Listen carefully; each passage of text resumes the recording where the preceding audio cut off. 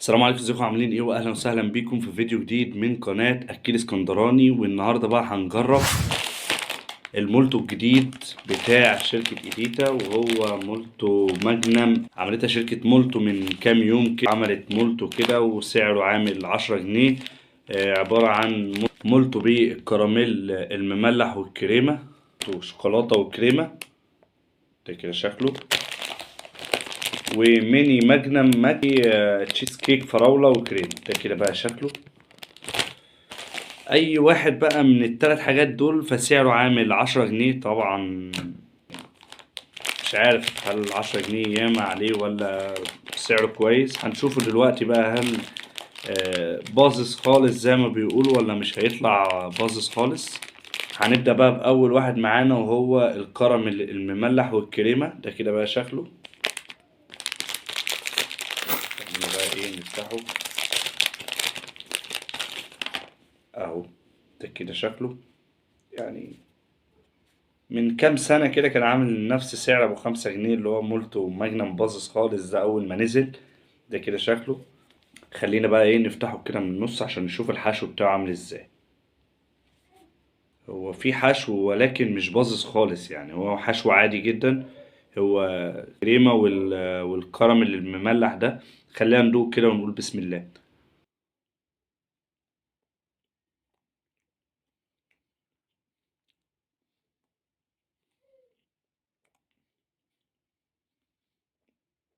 لسه طازة. مم. بصوا. في حشو حلو. نعم، يعني لغاية الآخر كده بتاع المولتو موجود فيه حشو، بس اللي هو العادي يعني ب10 جنيه. خلينا لو هنديله تقييم فهنديله تقييم 7 من 10، ونخش على تاني واحد. نيجي بقى لتاني واحد معانا، وهو ميني ماجنم ميكس. برضه سعره عامل 10 جنيه. ده عبارة عن قطع كده ميني. خلينا نفتحه كده. ده عبارة عن 2 3 4 5 6 7 قطع ميني كده صغيرين شبه دي. خلينا كده ايه نفتحها كده من النص.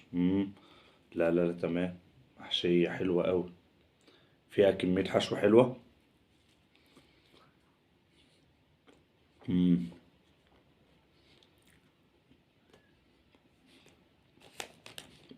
جامد الطعم ده.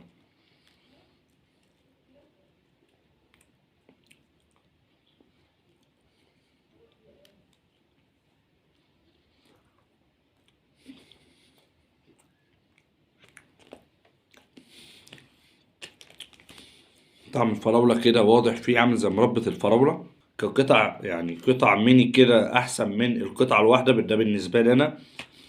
فخلينا لو هندي تقييم للميني ماجنم ميكس بالتشيز كيك فراولة وكريمة فهنديله تقييم 8.5 من 10. ونخش على اللي بعده. هنيجي بقى لآخر حاجة معانا، وهو مولتو ماجنم ميكس بالشوكولاتة والكريم. ده كده شكله.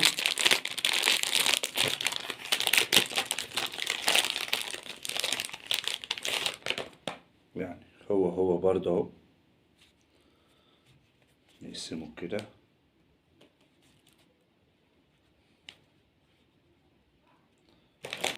ده كده شكله اهو باظظ كويس تمام. ميكس كده الكريمة مع الشوكولاتة. خلينا ندوق عامل ازاي.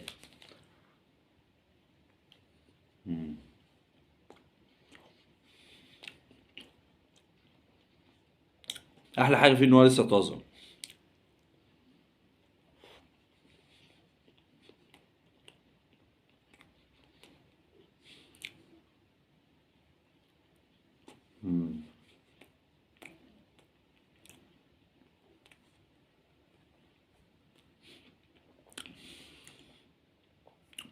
حلو الميكس بتاع الكريمة والشوكولاتة. كانوا هم عاملينه مرة في زمان. ده كان في المولتو اللي هو الميكس ده، اللي هو الكريمة وشوكولاتة مع بعض. وكان برضو حاجة تانية وفراولة مع بعض.